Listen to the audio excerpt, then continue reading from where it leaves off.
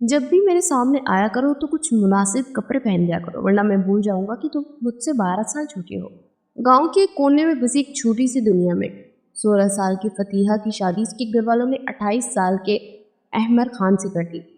वजह सिर्फ ये थी कि अहमद खान के बूढ़े माँ बाप की खिदमत के लिए कुछ चाहिए था, और फतीहा एक इंतहाई गरीब घर की लड़की थी, और इसलिए उससे पूछे बगैर ही उसे शादी के बंधन में बांध दिया गया था। अहमद खान कभी भी उसके करीब नहीं आया, क्योंकि उसे तो अपने माँ बाप के लिए एक नौकरानी चाहिए थी, और वो उसे मिल गई थी। लेकिन एक रात तेज़ बारिश हो रही थी। फतीहा अपने कमरे से नहीं निकली, इसलिए अहमद के माँ बाप को दवा भी नहीं दी। अहमद गुस्से में फतीहा के कमरे में चला गया। देखा तो बुखार में बुरी तरह तप रही थी, सर्दी के मारे बुरी तरह कांप रही थी। उसकी सर्दी दूर करने के लिए उसके कंबल में घुस गया ताकि उसे गर्मी दे सके, और फिर आहिस्ता आहिस्ता हवेली के आंगन में चारों तरफ सूखे पत्ते बिखरे हुए थे। बड़ी बड़ी खिड़कियों की शीशों पर धूल मिट्टी जमी हुई थी। दो नौकरानियां हाथ में झाड़ू पकड़े आंगन की सफाई कर रही थी, जबकि एक नौकरानी हाथ में डस्टर पकड़े शीशों पर लगी धूल हटा रही थी। माहौल में वक़ार लिए फतीहा एक कंधे पर शॉल डाले नौकरानी से अपनी निगरानी में काम करवा रही थी।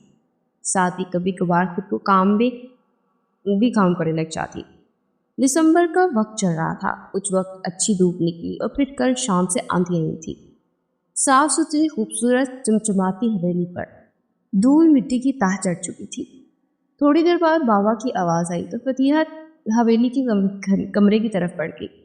बाबा हमेशा की तरह बिस्तर पर लेटे हुए थे और फतीहा को बुला रहे थे, लेकिन अपने लिए नहीं बल्कि अम्मा जी के ज़रूरत के लिए, जो चश्मा नाक पर चढ़ाए स्वेटर बुनने में मगन थी। अम्मा जी, आपको कितनी बार कहा कि काम ना किया करें, इतनी देर तक देखने से आपके सर में दर्द होने लगता है। फतीहा ने अम्मा जी के पास बैठकर लाड से कहा। फतीहा की इतनी फिक्र देख अम्मा भी मुस्कुरा दी। तो क्या हुआ, अगर सर में दर्द हो जाएगा तुम हो ना सर में मालिश करने के लिए, वो बस दर्द ऐसे ही गायब हो जाएगा, अम्मा भी ने चुटकी बजाते हुए कहा। तो फतीहा उनकी मासूमियत पर हंस दी। ठीक है, अब आप ये स्वेटर रख दीजिए, बाहर बहुत अच्छी धूप निकली है, लॉन की सफाई हो जाएगी तो मैं आप दोनों को वहाँ ले चलती हूँ। कुछ वक्त बाद फतीहा अम्मा जी और बाबा को लेकर लॉन में आ गई। अम्मा बाबा काफ़ी वक्त बाद लॉन में आए थे, इसलिए उनकी तबीयत काफ़ी तरोताज़ा लग रही थी। उसने किचन में जाकर कुछ फल काटे और उनके लिए भिजवा दिए। फिर खुद कमरे में आकर अपने लिए कपड़े निकालने लगी। उन कपड़ों पर धूल जम चुकी थी और शायद उसे बरसों गुजर गए थे उन्हें छुए। उसने एक सादा सा सूट निकाला और वॉशरूम में शावर लेने चली गई। वो शावर लेकर बाहर निकली तो एकदम सटता कर रही थी, क्योंकि सामने बिस्तर पर अहमद खान बैठा हुआ था। फतीहा का सूट हल्के रंग का था और गीली जुल्फें पीठ पर बिखरी हुई थी। कमीज आगे से भी जिस्म से चिपकी हुई थी। पीछे गला काफ़ी बड़ा था जिसकी डोरियां अभी खुली हुई थी। दुपट्टा बिस्तर पर अहमद के पास ही पड़ा था। वो अपनी जगह साकित खड़ी थी, ना आगे जा सकती थी और ना वॉशरूम में वापस जा सकती थी। अहमद खान खुद ही उठा और उसका दुपट्टा हाथ में लेते उसके सामने आया। फतीहा की धड़कनें थम गई। हाथ बढ़ाते हुए अहमद खान ने उसकी गीली बालों को छुआ। वो सीधा फतीहा की आंखों में दिख रहा था। फतीहा कभी नज़र उठाकर उसके चेहरे की तरफ देखती तो कभी उसकी पलकें झुक जाती। यह मंजर बहुत हसीन था। फतीहा के चेहरे पर शर्म की लाली फैली हुई थी और उसका सारा वजूद अहमद खान की निगाहों के घेरे में था। भीगा वो वजूद बहुत दिलकश लग रहा था। लंबे गीली बाल कुछ पीठ पर बिखरे और कुछ आगे की तरफ आए हुए थे। बालों की कुछ आवारा लटें भीग कर गर्दन से चिपकी हुई थी। दूधिया रंगत पर स्याह बाल बहुत हसीन लग रहे थे। अहमद खान ने आगे बढ़कर उसकी गर्दन पर चिपके बाल हटा दिए। गर्दन पर अहमद खान की उंगलियों का लम्स महसूस करते फतीहा ने आंखें बंद कर ली और उसकी आंखों में अजीब सी खुमारी और नशा उतरने लगा। अहमद खान भी फतीहा की गुर्बत में बहकने लगा। हाथ आगे बढ़ाकर उसने फतीहा की कमर में हाथ डाला और उसे अपने करीब कर लिया। फतीहा के पूरे वजूद में कपकपी तारी हो गई। शर्म से चेहरा लाल पड़ गया। पलकें झुकी। धूप छाँव का ये मेल अहमद खान के दिल में उतरता जा रहा था। उसके लिए अपने जज्बात पर काबू रखना मुश्किल हो रहा था। भीगी हुई गर्दन बहुत हसीन लग रही थी और इस नाजुक गोरी गर्दन पर काला तिल और भी गजब ला रहा था। और अहमद खान का दिल करने लगा कि वो इस गर्दन को अपने होठों से छू कर देखे। دل کی پکار پر ہاں کہتے احمد فتیحہ کی گردن کٹ چکا اور ہر جگہ اپنا نرم لمس بکھیرنے لگا۔ نرم روئی جیسی گردن پر اپنے ہونٹ رکھتے احمد خان کو ایسا لگا جیسے بدن میں کرنٹ دو گیا ہو، جبکہ فتیحہ تو برف کے ایک پتلے میں بدل چکی تھی۔ وہ احمد خان سے ہمیشہ ڈر ہی رہتی تھی اور اسی لیے مخالفت کرنے کی حالت میں بھی نہیں تھی، مگر احمد خان کی شدت کو سہنا بھی اس کے لیے بہت مشکل تھا۔ احمد خان اس کی کمر کے گھیر کو اور مضبوط کرتے اس سے اوپر اٹھا چکا تھا۔ وہ بہت چھوٹی سی تھی، احمد خان کے کندھے تک بھی مشکل سے آتی تھی۔ نرم نازک اور پتلا سا وجود اٹھانا احمد خان کے لیے بائیں ہاتھ کا کھیل تھا۔ فتیحہ جو احمد خان کی شدتوں کے ساتھ بہک رہی تھی، اس کی گود میں اٹھائے جانے پر اچانک ہوش میں آئی اور جلدی سے اس کے کندھے پر ہاتھ رکھتے اسے ہوش دلانے لگی، مگر وہ پوری طرح مدہوش ہو چکا تھا۔ فتیحہ کا دوپٹہ اس نے ابھی تک ہاتھ میں پکڑا ہوا تھا، بلکہ دائیں ہاتھ کی مٹھی میں لپٹا ہوا تھا۔ فتیحہ کو یوں ہی کنفیوز کر کے اس کا دوپٹہ لوٹانے آیا تھا، مگر اس کی حسین جادو میں پوری طرح کھو گیا تھا۔ ڈوب چکا تھا، جب خود پر قابو ہوتا بڑی بری طرح بہکنے لگا تھا۔ سائن، یہ آپ کیا کر رہے ہیں؟ مجھے چھوڑے، مجھے ڈر لگ رہا ہے۔ اس کی آنکھوں کو زور سے بند کر رکھا تھا، وہ جو ابھی تک اس کے نرم گلابی ہونٹوں کو فوکس کیے ہوئے تھا۔ اچانک یہ ہوش کی دنیا میں لوٹ آیا اور جلدی سے فتیحہ کو نیچے اتار دیا اور پیچھے ہٹ گیا۔ حیرت بھری نگاہوں سے وہ فتیحہ کو دیکھ رہا تھا۔ وہ کیسے اس کی خوبصورتی میں بہہ گیا، اسے خود بھی سمجھ نہیں آیا۔ تیز رفتار جیسی دھڑکنوں کو اس نے بامشکل سے سنبھالا ہوا تھا۔ ہوش واپس ہوتے تو اس نے جٹ سے دوپٹہ فتیحہ کی طرف بڑھا دیا اور اسپارٹ لہجے میں بولا، جب بھی میرے سامنے آیا کرو تو مناسب کپڑے پہن لیا کرو، ورنہ میں بہک جاؤں گا اور بھول جاؤں گا کہ تم مجھ سے 12 سال چھوٹی ہو۔ یہ جملہ نہیں تھا، ایک درد بڑی وارننگ تھی جو فتیحہ کی ریڑھ کی ہڈی میں اتر گئی تھی۔ اس نے جلدی سے ہاں میں سر ہلایا، جی ٹھیک ہے، میں آئندہ سے خیال رکھوں گی، کہتے ہوئے اپنا دوپٹہ پکڑتے ہوئے کمرے سے بھاگ گئی اور احمد ہارنا چاہتے ہوئے فتیحہ کی اس حرکت پر مسکرا دیا۔ وہ لڑکی بہت حسین ہونے کے ساتھ ساتھ بہت معصوم اور حساس تھی۔ اس میں اپنائیت اور خالص جذبات کوٹ کوٹ کر بڑے ہوئے تھے۔ وہ کبھی کسی کا برا سوچ بھی نہیں سکتی تھی اور نہ ہی کسی سے بدتمیزی کر سکتی تھی۔ تھوڑی ہی وقت میں احمد خان کو فتیحہ کی کئی خوبیوں کا اندازہ ہو چکا تھا، مگر اس وقت وہ صرف اس کی ڈرپوک اور بھولی سی فطرت کو سامنے رکھتا ہوا باقی تمام خوبیوں کو پیچھے چھوڑ دیتا تھا۔ تھوڑی دیر بعد وہ فریش ہو کر جب وہ کمرے میں آیا تو نوکرانی نے بتایا کہ اماں ابا اور فتیحہ لان میں بیٹھے۔ فتیحہ ماں جی کی کسی بات پر زور سے ہنستے بار بار ان کی گال کھینچ رہی تھی، جبکہ بابا ان دونوں کو غصے سے گھور رہے تھے۔ مگر بناوٹی غصے سے بابا جی کیا بات ہے، اس عمر میں آپ جلن محسوس کر رہے ہیں؟ میں تو لڑکی ہوں اور لڑکی لڑکیوں کو گلے لگا بھی سکتی ہے، انہیں چوم بھی سکتی ہے، اس میں کوئی برائی تو نہیں ہے اور نہ ہی کوئی بندش ہے، اور اماں جی تو میری بہت اچھی دوست ہے، بس میرا دل کرتا ہے کہ ان کے ساتھ ہنسنے کا، بولنے کا، شرارتیں کرنے کا۔ فتیحہ کھلکھلا کر ہنس رہی تھی اور بات کرتے اماں جی کی گال پر چٹاک چوم رہی تھی اور بابا اسی بات پر جلن محسوس کر رہے تھے۔ احمد خان مسکرا دیا۔ یہ منظر کتنا خوبصورت اور مکمل تھا، اس کا دل کیا کہ بیک تر آگے بڑھ گئے، اس منظر کا حصہ بن جائے۔ مگر تبھی فتیحہ کا چہرہ دھندلانے لگا۔ لان میں نیا منظر بنتا جا رہا تھا جس میں اس کے قدم وہیں جھک گئے، اس کے چہرے کی مسکراہٹ غائب ہو گئی اور جب وہ بھیج گئی اس سے اپنے ہاتھوں کی مٹھیاں کس کر بند کی اور اپنے غصے کو قابو کرنے کی کوشش کرنے لگا، مگر وہ کنٹرول سے باہر ہوتا جا رہا تھا۔ وہ چپ چاپ واپس حویلی کی طرف مڑ گیا، مگر بابا جی کی نظریں اس پر پڑ چکی تھی، اسی لیے انہوں نے آواز دے دی، احمد بیٹا تم کب آئے اور اب کہاں جا رہے ہو؟ آ جاؤ، کبھی ہمارے ساتھ بھی بیٹھ جایا کرو۔ بابا جی کی آواز کے ساتھ ہی جب فتیحہ نے اسے ایک نظر اٹھا کر دیکھا تو کمرے میں ہوا وہ پل یاد آ گیا جب احمد اس کے بہت قریب ہوا تھا اور اچانک اسے اپنی گردن پر احمد کے دہکتے ہوئے لبوں کا لمس محسوس ہونے لگا اور اس احساس کے ساتھ ہی اس کی گال تپنے لگے۔ شرم کی لالی اس کے چہرے پر پھیل گئی، بلکہ شرم کے مارے لج اٹھی اور خود بخود نیچے جھک گئی۔ صفیہ بیگم اس کے چہرے کو غور سے دیکھ رہی تھی، دل ہی دل کو جاننے کی کوشش کر رہی تھی کہ آخر کار ان کا بیٹا اپنی بیوی کے دل میں اپنے لیے کوئی جگہ احساس بنانے میں کامیاب ہو گیا تھا۔ احمد خان لان میں رکھی کرسیوں میں سے ایک پر آ کر بیٹھ گیا اور سر جھکا لیا۔ صفیہ بیگم اور اصغر صاحب اس سے حال چال اور باقی کاموں کے بارے میں پوچھنے لگے۔ وہ ان دونوں کے سوالات کا جواب دیتے کبھی کبھار ایک نظر اٹھا کر فتیحہ کو بھی دیکھ لیتا تھا، اور فتیحہ اس کی نظروں سے بری طرح گھبرا رہی تھی۔ اور پھر فتیحہ نے وہاں سے کھسک جانے میں اپنی بھلائی سمجھی۔ وہ جلدی سے اٹھ کر کچن میں چلی گئی، کافی کا مگ بنا کر نوکرانی کو دیکھ دیا کہ وہ احمد خان کو دیا، اور خود اپنے کمرے میں لوٹ آئی۔ آئینے میں اپنا عکس دیکھا تو گردن میں پڑا ہوا سرخ نشان دیکھا۔ اسے دیکھ کر فتیحہ کو احمد کی شدتوں کی یاد آئی اور وہ مسکرا دی۔ اس کی دھوتیا گردن پر پڑا وہ نشان بہت زیادہ سرخ اور گہرا ہو رہا تھا۔ دل انجانے خوف سے سجانے لگا تھا، یہ سوچے بغیر کہ احمد خان کبھی اس کی قسمت کا ستارہ نہیں بن سکتا۔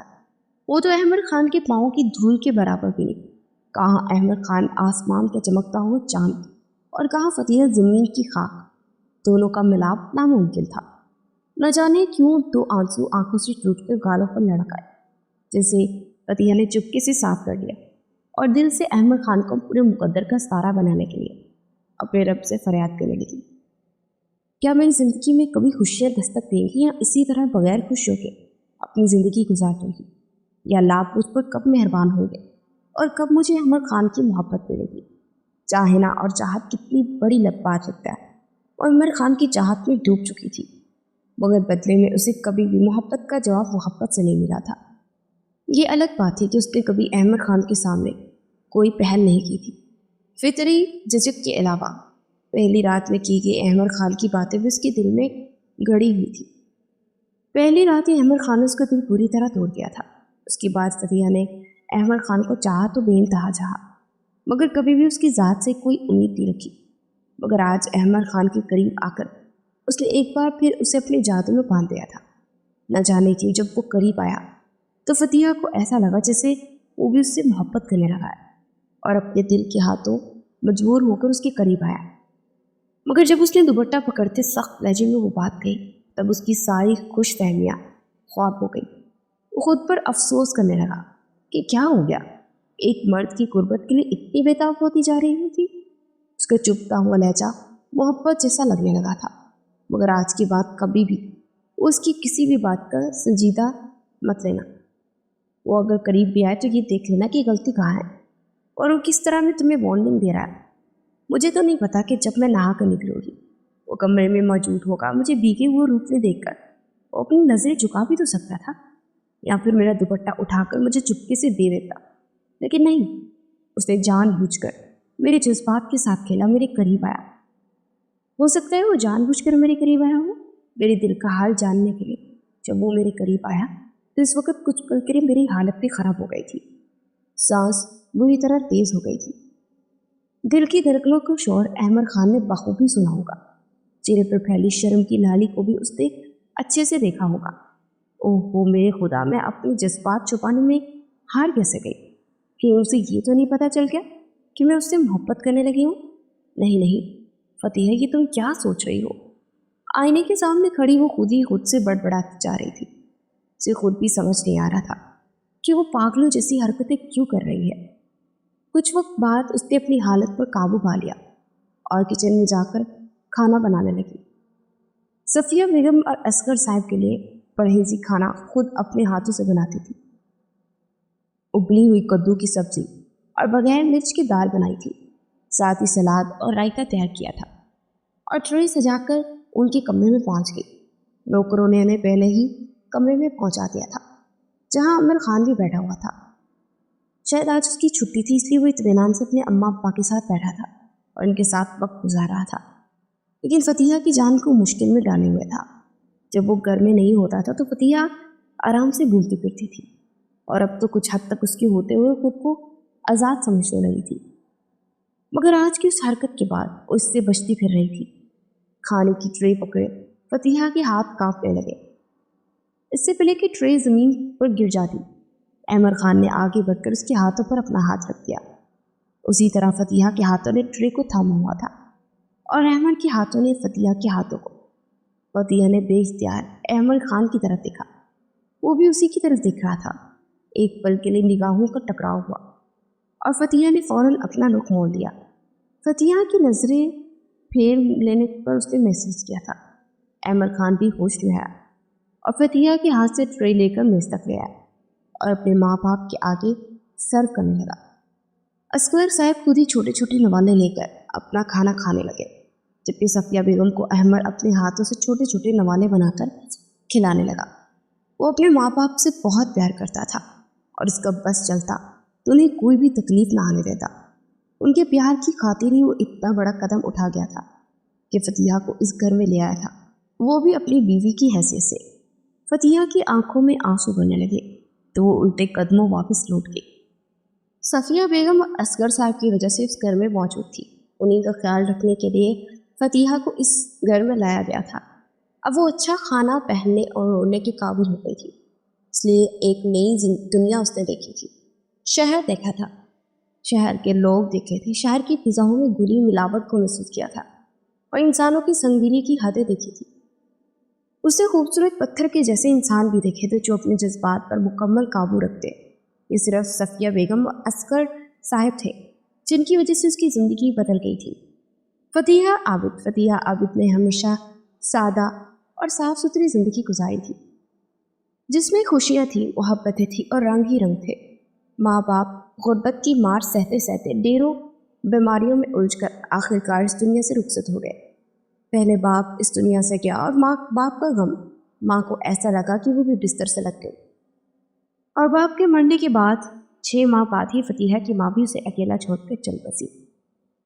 فتح اپنی خالہ کے ہاں رہنے لگی، گھر کے سارے کام کرتی، بدلے میں اسے 2 وقت کی روٹی اور پہننے کے کپڑے مل جاتے۔ خالہ کے لڑکیوں کی اترن کے کپڑے خدا کا شکر ادا کرتے تو چپکے سے پہن لیا کرتی تھی، ساتھ ہی کبھی کبھار خالہ کی جھڑکیاں اور خالو کے تانے بھی سننے پڑتے تھے۔ خالہ کی بیٹیوں سے زیادہ منہ نہیں وہ لگاتی تھی، گھر میں بہت زیادہ خوشحالی نہیں تھی لیکن غربت بھی نہیں تھی۔ فتح ہمیشہ تھوڑے ہی میں خدا کا شکر ادا کر کے اپنی زندگی گزارنے کی عادت ڈال دی تھی، زیادہ کی چاہ اسے کبھی نہیں ہوئی تھی۔ اس وقت بھی وہ اپنی زندگی سے بہت خوش اور مطمئن تھی۔ فتح کی خالہ سلمہ بیگم نے اس پر ایک احسان کیا تھا کہ اس کا اسکول نہیں چھڑوایا تھا، اس اسکول میں دلوا ضرور دیا تھا۔ پہلے جو فتح کے ماں باپ جیسے تیسے کر کے اسے چھوٹے موٹے پرائیویٹ اسکول میں پڑھا رہے تھے، اب اس کی خالہ نے اسے ایک سستے سے اسکول سے نکال کر ایک سرکاری اسکول میں ڈال دیا تھا۔ یہاں پر بھی فتح نے کسی سے کوئی شکایت نہیں کی، بلکہ سرکاری اسکول میں ہی دل لگا کر پڑھنے لگی، اور ابھی فی الحال وہ 10ویں جماعت کی پڑھائی کر رہی تھی۔ صبح جلدی اٹھ کر سارے گھر کے کام کرنا، پھر اسکول کے بعد پورا گھر سمیٹنا اسی کی ذمہ داری تھی۔ وہ گھر کے کام نپٹانے کے بعد پھول پودوں کی بھی دیکھ بھال کرتی تھی اور پرندوں کو دانہ ڈالتی۔ آنگن کے بیچوں بیچ لگے نیم کے پیڑ پر پڑا ہوا جھولا اس کی اکلوتی تفریح تھی۔ دوپہر جب خالہ کی بیٹیاں آرام کر رہی ہوتی تو وہ جھولے پر بیٹھ کر ایسی خوش ہوتی جیسے کوئی سے خزانہ مل جاؤ۔ پھر ہواؤں کے ساتھ گرمی بھی کافی بڑھ گئی تھی، نیم کے پتے آنگن میں بکھرے ہوئے تھے، کبھی کبھار تیز ہوائیں چلنے لگتی تو سوکھے پتے پورے آنگن میں پھیل جاتے، جس کی وجہ سے فتح بہت پریشان ہو جاتی تھی۔ اس کا پورا دن صفائی میں ہی گزر جاتا۔ اس وقت بھی وہ جھاڑو ہاتھ پہ لیے صفائی کر رہی تھی جب خالہ کی تیز آواز سنائی دی، فتح کپڑے بھی دھونے ہیں، جلدی کرو، سارا دن کیا صفائی ہی کرتی رہو گی؟ خالہ کی بات سن کر اس کے ہاتھوں کی رفتار تیز ہو گئی۔ اماں، آپ نے کوئی ایک مفت کا عذاب پال رکھا ہے، اب دیکھیں نا، جو جوڑا آپ اس کے لیے لیا انہی پیسوں میں ہماری چوڑیاں آ جاتی۔ خالہ کی بیٹی گلشن نفرت بھرے لہجے میں کہہ رہی تھی۔ ویسے تو وہ فتح سے زیادہ بات نہیں کرتی تھی، مگر جب بھی خالہ فتح کے لیے کچھ نیا خریدتی اس کا یہی رویہ ہوتا تھا۔ فتح کا جوڑا بہت سستا تھا جبکہ گلشن اور شمائلہ کے جوڑے کافی مہنگے تھے، مگر پھر بھی ان کی نظر میں فتح کا جوڑا کھٹک رہا تھا۔ ان کے خیال میں فتح کو کپڑے لینے کی ضرورت ہی کیا تھی؟ اسے تو صرف گھر کا کام ہی کرنا تھا اور اسے کہیں آنا جانا تو تھا نہیں جسے نئے کپڑے کی ضرورت پڑتی، اترن سے اس کا کام چل جاتا تھا۔ سلمہ بیگم نے اسے جھڑک کر چپ کرا دیا۔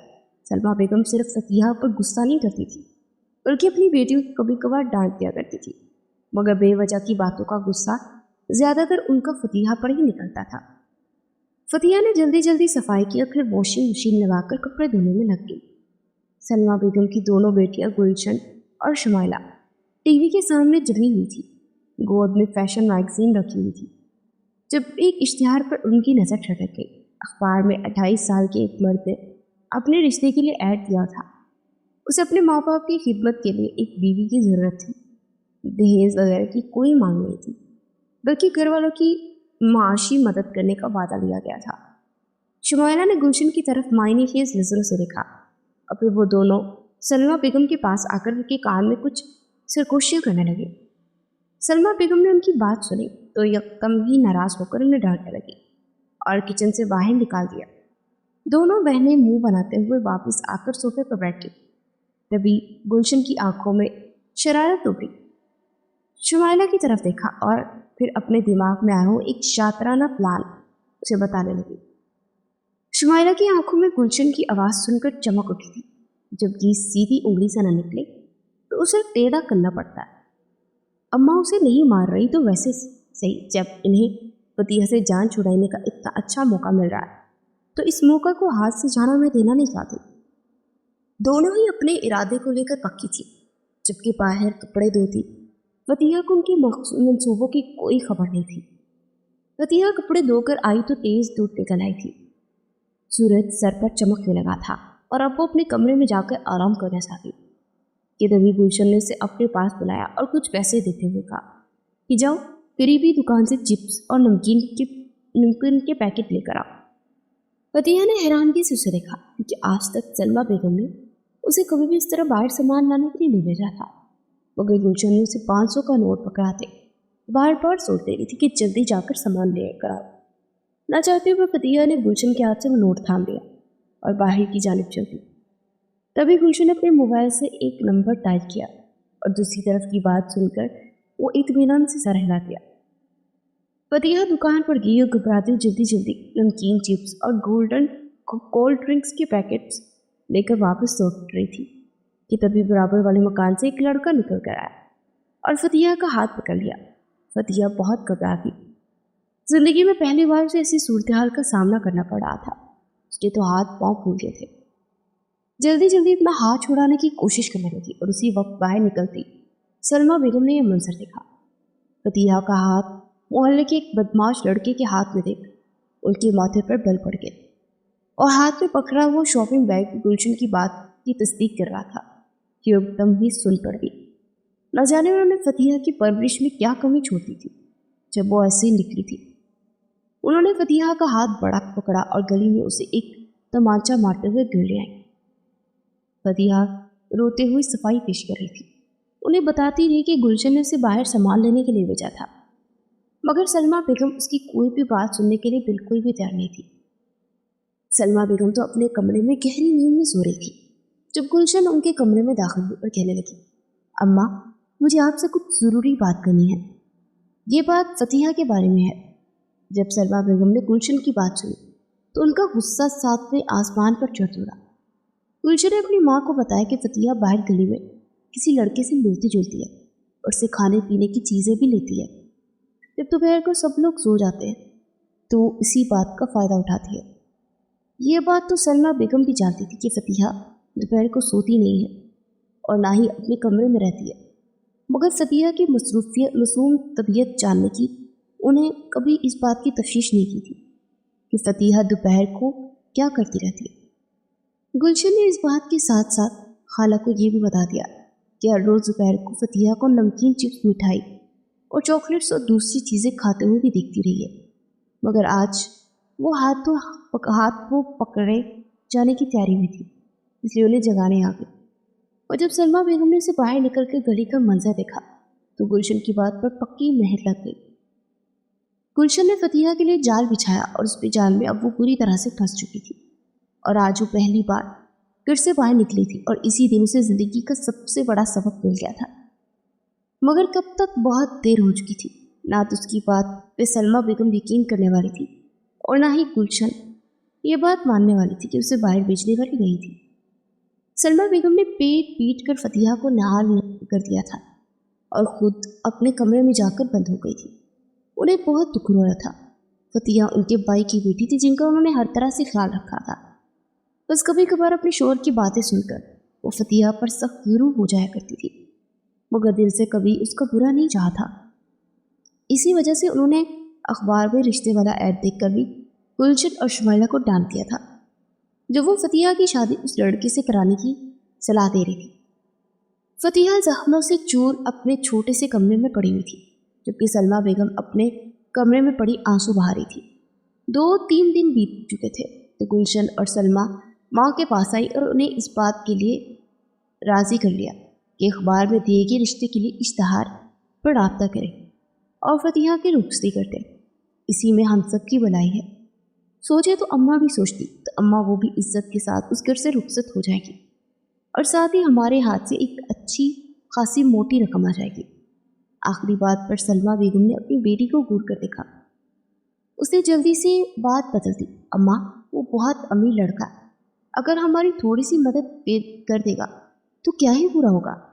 लेकिन शुमाइला, इस ऐड में साफ लिखा था कि उसे सिर्फ अपने माँ बाप की खिदमत के लिए एक नौकरानी चाहिए, जिसे वो सिर्फ बीवी का नाम देकर अपने घर बैठाना चाहता है, ताकि बाद में कोई भी उससे सवाल जवाब न कर सके।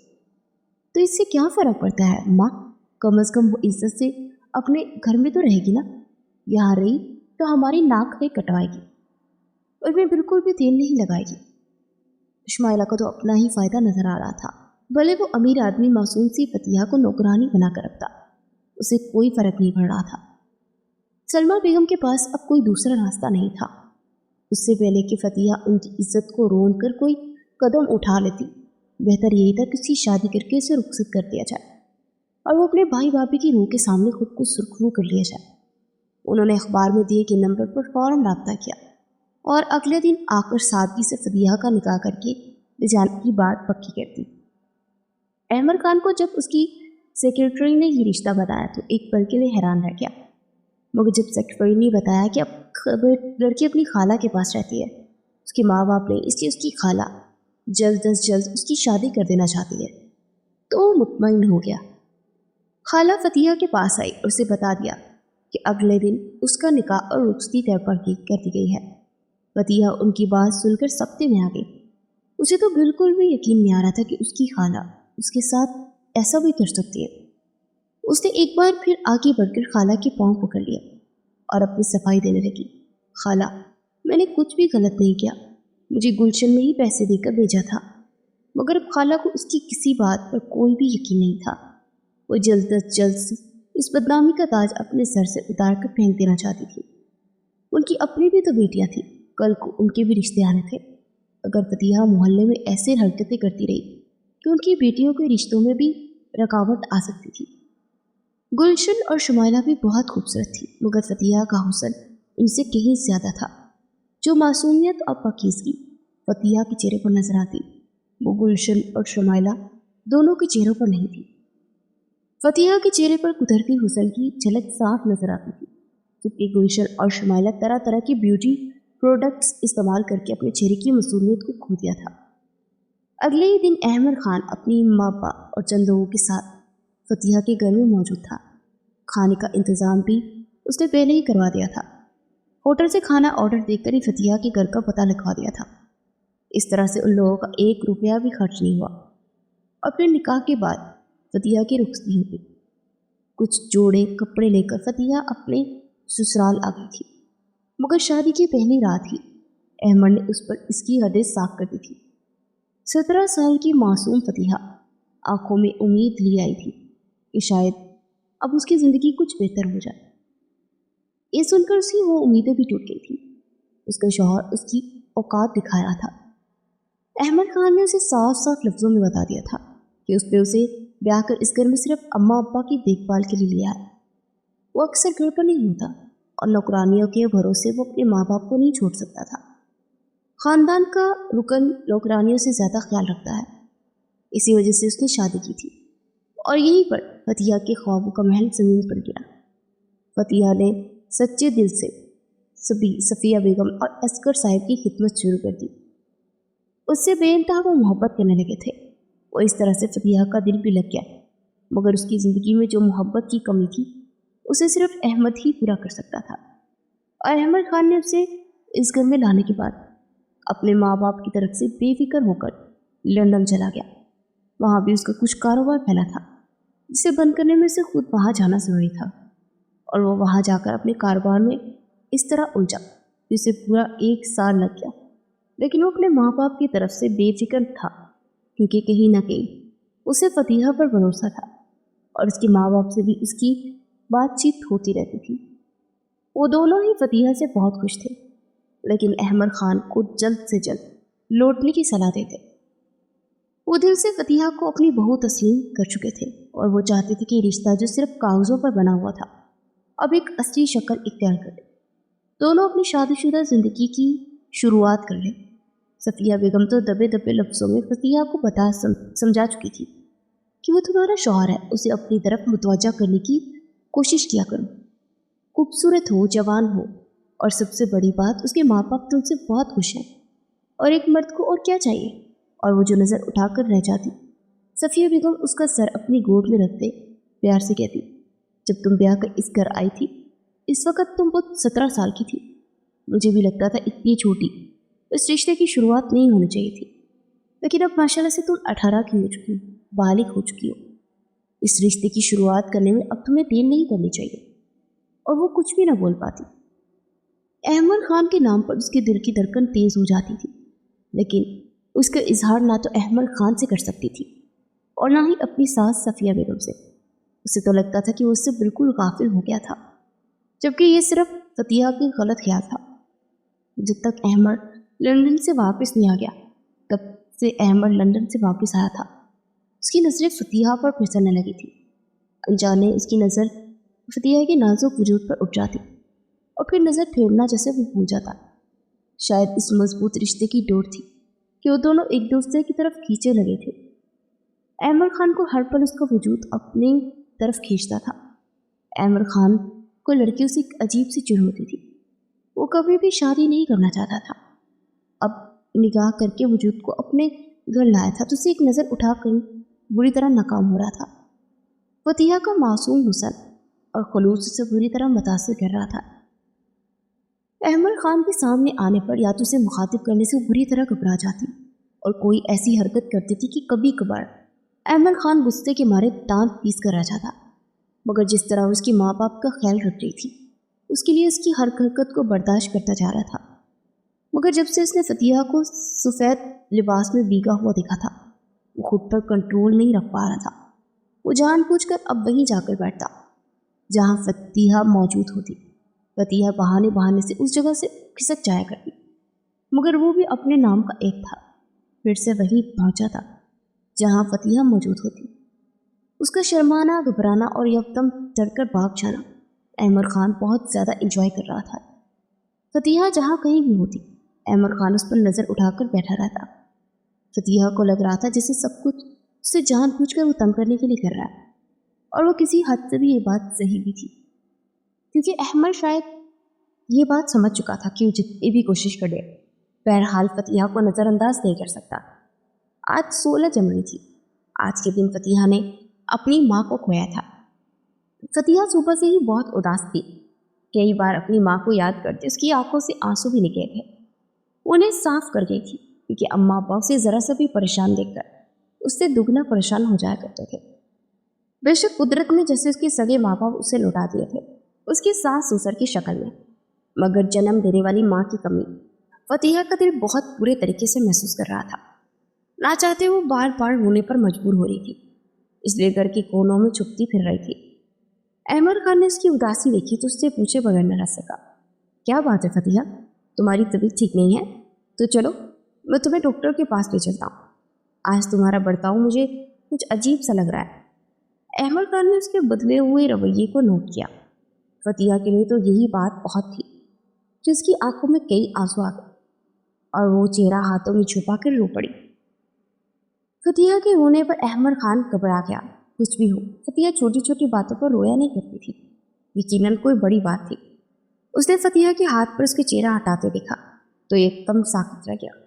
दो दिया सफ़ेद रंगत पर भीगी हुई आंखों का तलस्म उसे अपने जादू में जकड़ गया था। अहमद ने बेख्तियार फतीहा को अपने सीने पर लगा लिया और उसका कंधा थपथपाते उसे तसल्ली देने लगा, जबकि अहमद खान के सीने से लगी फतीहा की सिसकियां हिचकियों में बदल गई थी। वो जोर जोर से रोने लगी। احمد خان کے تو ہاتھ پاؤں کھل گئے. اسے فتح کے رونے کی وجہ سمجھ نہیں آ رہی تھی. صبح سے تو کوئی خاص بات نہیں ہوئی تھی. کیا بات ہے فتح؟ مجھے بتاؤ. کیوں رو رہی ہو تم؟ کیا طبیعت زیادہ خراب ہے؟ آخر اتنا کیوں رو رہی ہو؟ اسے خود سے الگ کرتے احمد خان نے نرمی سے اس کے آنسو پوچھتے ہوئے کہا. کچھ نہیں، بس امی کی یاد آ رہی تھی. سسکیوں کے بیچ فتح نے بتایا اور احمد ایک گہرا سانس لے کر رہ گیا اور اسے تھوڑا سا سکون ہوا کہ کوئی بڑی بات نہیں ہوئی. وہ اپنی ماں کو لے کر پریشان تھی. کوئی بات نہیں، تم ان کے لیے دعا کرو، ہم قبرستان بھی جائیں گے. احمد نے اسے تسلی دی. تبھی اس کے سیکرٹری فون لے کر آ گئی. وہ ایک ایمرجنسی میٹنگ کے لیے اپنے دفتر بلا رہی تھی. فتح کو اس حال میں چھوڑ کر جانا احمد کا دل نہیں کر رہا تھا، مگر یہ بھی ایک مجبوری تھی. اسے جانا پڑا اور جانے سے پہلے وہ فتح کو تسلی دینا نہیں بھولا تھا. وہ دفتر چلا گیا تو فتح لان میں آ کر بیٹھ گئی. سردی حد سے بڑھ گئی تھی مگر اسے موسم کی پرواہ نہیں ہو رہی تھی. خالہ کی ہوئی زیادتیاں یاد آ رہی تھی. کہتے ہیں کہ انسان جب دل ٹوٹ جاتا ہے، انسان کا جب دل دکھی ہوتا ہے تو کسی ایک پر بھی دکھی نہیں ہوتا، بلکہ ہر اس دکھ پر روتا ہے جو اسے زندگی کے کسی بھی موڑ پر ملا ہو. فتح کا اس وقت یہی حال تھا. وہ اپنی زندگی میں ملے ہر دکھ پر رو رہی تھی. بادل نے سارے آسمان کو گھیر رکھا تھا. بجلی زور سے چمکنے لگی مگر فتح وہیں بیٹھی رہی. وہ اپنے دکھوں کا آنسو میں بہاتی رہی. جب آنسو تیزی سے برسنے لگے تب بھی وہ وہاں سے نہیں ہٹی. اس کے جسم میں اچانک تیز دوڑ ہوئی. وہ بدن پر کپ کپی سی تاری ہوئی. دل میں ارگ درد کی ٹھیسیں اٹھ رہی تھی. وہ بہت مشکل سے اپنی جگہ سے اٹھی اور اپنے کمرے میں آ کر بند ہو گئی.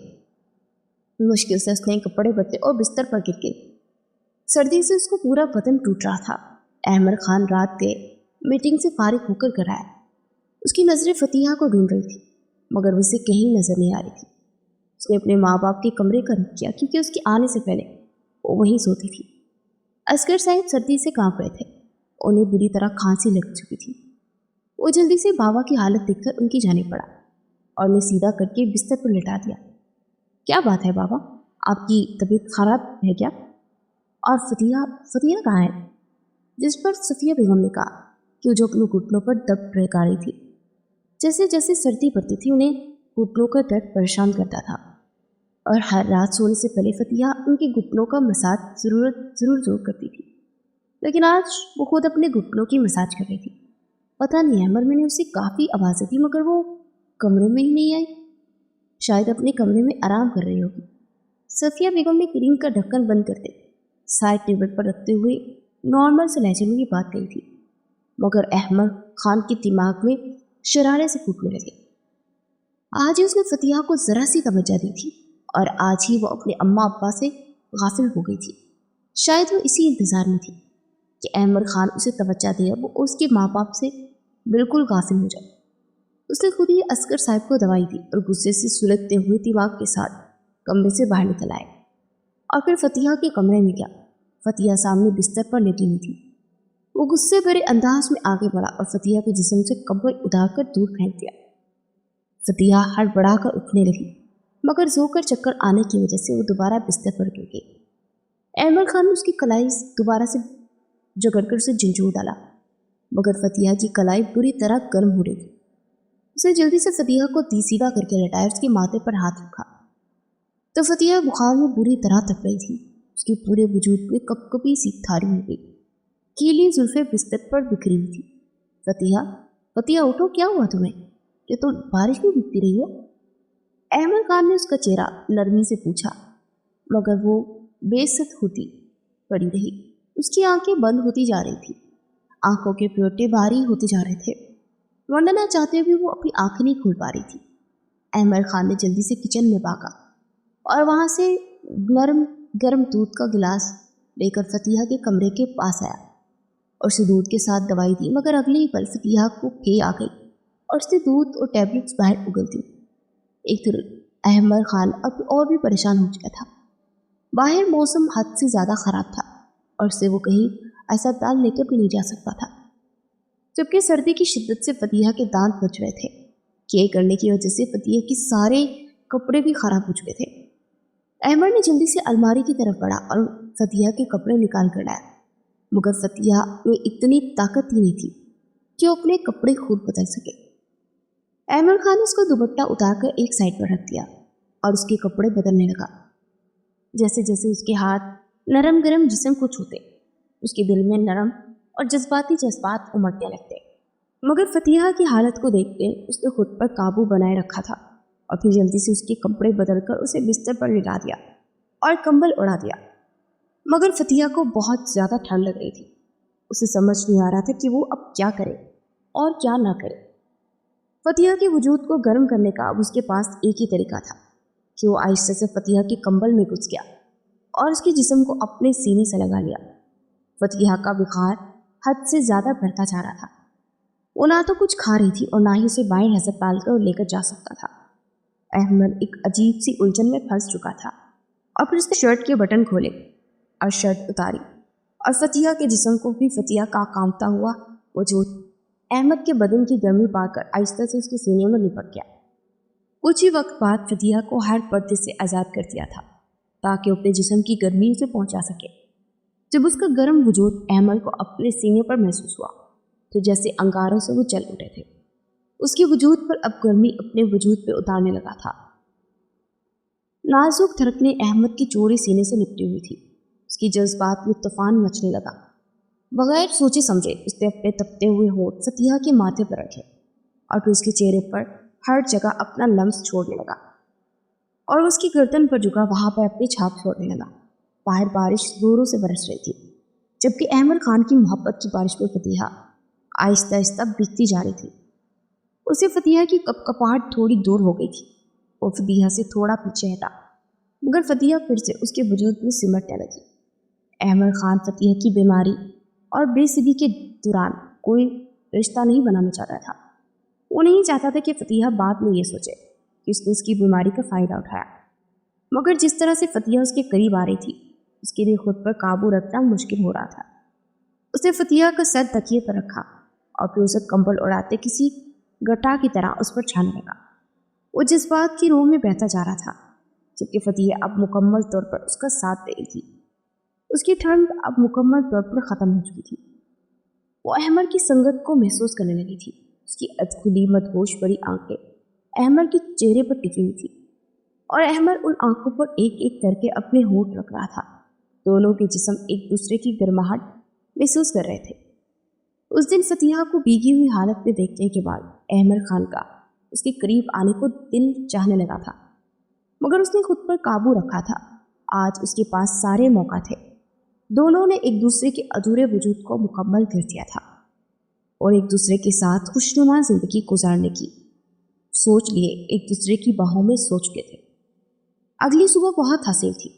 फतिहा अहमद खान के सीने पर सर रख के सो रही थी जबकि अहमद खान ने भी उसकी चारों तरफ अपने बाहों का घेरा बना रखा था। रात को जिस तरह अहमद खान ने फतिहा का ख्याल रखा था उसे सब याद था।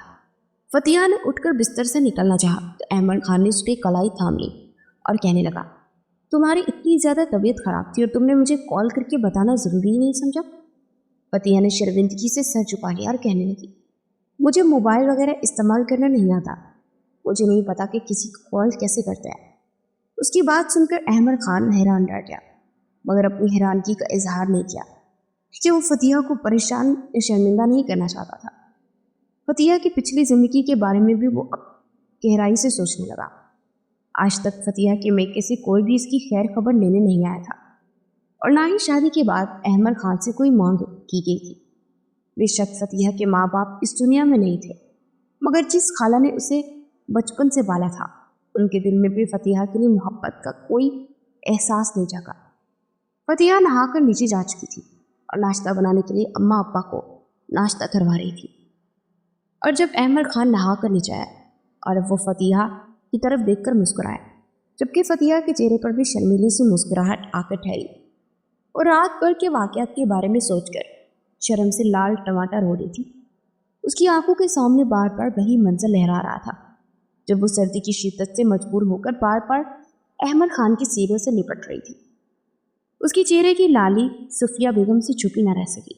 उनके चेहरे पर एक सुकून बड़ी मुस्कुराहट हो गई कि उनके बेटे ने अपनी शादीशुदा ज़िंदगी की शुरुआत कर ली है।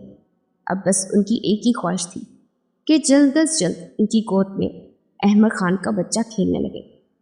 احمد خان ناشتہ کر کے چپکے سے گھر نکل گیا تھا۔ اس نے ماں باپ کو بھی کچھ نہ بتایا کہ وہ کہاں جا رہا ہے۔ وہ فتیحہ کے میکے جا کر ان کی خیر خبری کرنا چاہتا تھا، وجہ جاننا چاہتا تھا کہ آخر انہوں نے فتیحہ سے اس طرح رشتہ کیوں توڑ دیا تھا۔ پہلے اس بات کی اسے کوئی پرواہ نہیں تھی کہ فتیحہ کون ہے، کہاں سے آئی ہے، اس کا پس منظر کیا ہے، مگر اب وہ اسے سچے دل سے اپنی بیوی تسلیم کر چکا تھا اور اس سے محبت بھی کرنے لگا تھا۔ اب اس کے بارے میں ہر بات جاننا اس کے لیے ضروری ہو گیا تھا۔ فتیحہ کے گھر میں داخل ہوا تو گلشن اور شمائلہ پوری طرح چونک پڑی۔ فتیحہ اور احمد کی شادی ایک سازش کا نتیجہ تھی، مگر اس سازش کے بعد دونوں بہنیں بری طرح پچھتا رہی تھیں، کیونکہ جب انہوں نے احمد خان کو دیکھا تو ان کے سینے میں جلن کی آگ بھڑک اٹھی تھی۔ ایسی خوبصورت اور امیر شخصیت کون اپنا جیون ساتھی نہیں بنانا چاہے گا، مگر وہ اپنی نادانی میں احمد خان کو فتیحہ کی جھولی میں ڈال بیٹھی تھی۔ اب انہیں رہ رہ کر خود پر ہی غصہ آ رہا تھا، مگر اب پچھتانے سے کچھ نہ ہونے والا تھا۔ اگر ماں کو ساری بات بتا بھی دیتی تب بھی احمد خان انہیں کے ہاتھوں نہ آنے والا تھا۔ احمد خان کو دیکھتے انہوں نے گرم جوشی سے اس کا استقبال کیا۔ احمد خان کو دیکھتے خالہ بھی فتیحہ کی یاد میں رونے لگی۔ ان کی آنکھوں میں نمی اترنے لگی، مگر انہوں نے خود پر قابو پا لیا اور احمد خان کو خوش آمدید کہتے گلشن اور شمائلہ کو کھانے پینے کا انتظام کرنے کو کہا۔ احمد خان خالہ کے سامنے بیٹھا اور دھیرے سے کہنے لگا، آپ فتیحہ کی خالہ ہیں؟ احمد خان کی بات پر خالہ نے ہم سہلایا۔ میں نے اپنی اماں ابا کی خدمت کے لیے ایک لڑکی کی ضرورت تھی اور اسی مقصد سے میں نے فتیحہ سے نکاح کیا تھا، دہیز نہ لینے اور لڑکی کے گھر والوں کی مدد کرنے کا وعدہ کیا تھا، اور یہ شرط اس لیے رکھی تھی کہ میری بیوی میرے اماں ابا کی خدمت میں کوئی کمی نہ چھوڑے۔ احمد خان نے بات مکمل کرنے سے میری تحمید باندھی تو خالہ کا دل جیسے سمٹ گیا۔ کہیں فتیحہ سے کوئی غلطی تو نہیں ہو گئی، یا انہوں نے فتیحہ کو کسی غلط انسان کے حوالے تو نہیں کر دیا؟ وہ سوچ میں پڑ چکی تھی، جبکہ احمد خان نے اپنی بات جاری رکھی۔ فتیحہ سے نکاح کے بعد جب میں اسے اپنے ساتھ لے گیا تو اس نے اماں ابا کی خدمت میں کوئی کسر نہیں چھوڑی، مگر اب میں اس سے محبت کرنے لگا اور اسے پورے سچے دل سے اپنانا چاہتا ہوں۔ میں چاہتا ہوں کہ ہم ایک خوشحال شادی شدہ زندگی کی شروعات کریں، مگر اس سے پہلے میں یہ جاننا چاہتا ہوں کہ میں نے جو یہ پیشکش آپ لوگوں کو دی اس کے پیچھے میرا ایک ذاتی مقصد تھا۔ میرے ماں باپ کو ایک نیک اور خدمت کرنے والی بہو مل جائے، لیکن آپ نے اپنی بھتیجی کو میرے نکاح میں دینے کے لیے کبھی اس کی خیر خبر تک نہ لی۔ میں اس کی وجہ جان سکتا ہوں؟ احمد خان کی سادگی سے خالہ سوال کر رہی تھی، مگر ان کے سینے چھوٹ گئے۔ اگر وہ سچ بتا دیتی تو یقیناً فتیحہ کا رشتہ خطرے میں پڑ سکتا تھا۔ انہیں یہی مناسب لگا کہ خود کو ہی برا بنا لے، تبھی انہوں نے کہا کہ فتیحہ ہمارے لیے ایک بوجھ سے زیادہ کچھ نہ تھی، اس لیے جب اس کا آپ کا رشتہ دیکھا تو مجھے یہی مناسب لگا کہ اچھا رشتہ ہے، فتیحہ کی شادی کر دی جائے۔ فتیحہ کی فطرت شروع سے ہی خدمت کرنے والی ہے، اس لیے مجھے یقین تھا کہ وہ آپ کے ساتھ اچھی زندگی گزارے گی اور آپ کو شکایت کا موقع نہیں دے گی۔ خالہ نے اپنی بات ختم کر دی تھی۔ گلشن سنیکس اور کولڈ ڈرنکس لے کر آگے بڑھی۔ احمد خان نے کچھ بھی کھانے پینے سے انکار کر دیا تھا اور پھر خالہ سے رخصتی کے الفاظ کہنے لگا، جبکہ گلشن اپنی ماں سے نگاہیں بچا کر باہر آنگن میں نکل آئی۔ اس کے دماغ میں اب ایک شرارتی منصوبہ آ گیا تھا، وہ اس پر عمل کرنے کا سوچ رہی تھی۔ جیسے ہی احمد خان باہر گیٹ کی طرف بڑھا، گلشن جلدی سے اس کے راستے پر آ گئی اور کہنے لگی، بے شک آپ بہت خوبصورت ہے اور چہرے سے بھی شریف انسان لگتے ہیں، مگر وہ لڑکی جو آپ کو مل گئی وہ تو توبہ توبہ، خالہ نے بہت ظلم کیا آپ پر۔ ایک ایسی لڑکی کو آپ کے ساتھ باندھ دیا جس کے گلے میں افیئرز تھے۔ خود کو بدنامی سے بچانے کے لیے خالہ نے اس کا نکاح آپ سے کر دیا تھا۔ وہ آپ کے گھر میں ہوتے ہوئے بھی دوسرے مردوں کے ساتھ افیئر چلا رہی ہے۔ گلشن نے افسوس کے انداز میں سر جھٹک دیا، جبکہ اس کی بات سن کر احمد خان حیران رہ گیا۔ اس کا دل کیا کہ سامنے کھڑی لڑکی کے چہرے پر 2 تھپڑ چڑھتے۔ فتیحہ کی معصومیت اور پاکیزگی کا خود گواہ تھا، اس کے کردار اور شک کو مر کر بھی نہیں کر سکتا تھا، اور اس یقین سے پکی مہر رات کو لگ چکی تھی کہ وہ فتیحہ کے قریب گیا تھا اور اسے اپنے رشتے کی شروعات کی تھی، اور وہ واقعی ایک معصوم سی کلی تھی جس کی زندگی میں پہلا آنے والا مرد اور اسے چھونے والا مرد صرف وہی تھا۔ وہ جانتا تھا کہ فتیحہ بے گناہ ہے، مگر سامنے کھڑی لڑکی کی بکواس نے اس کا دماغ خراب کر دیا تھا۔ بکواس بند کرو اپنی۔ کیا میں نہیں جانتا کہ تمہارے چہرے پر جنم کے نشان صاف نظر آ رہے ہیں؟ تم فتیحہ سے جلتی ہو، اس لیے مجھے اس کے کردار کے بارے میں شک میں ڈال کر اس کا گھر برباد کرنا چاہتی ہو، مگر میں ان مردوں میں سے نہیں ہوں جو کسی کی باتوں میں آ کر اپنی بیوی کے کردار پر شک کرے۔ ہاں، تمہارے کردار پر مجھے شک ضرور ہو رہا ہے، کیونکہ انسان دوسروں کو بھی اپنے ہی آئینے میں دیکھتا ہے۔ احمد خان کی ان باتوں نے گلشن کے تن بدن میں جیسے آگ لگا دی تھی۔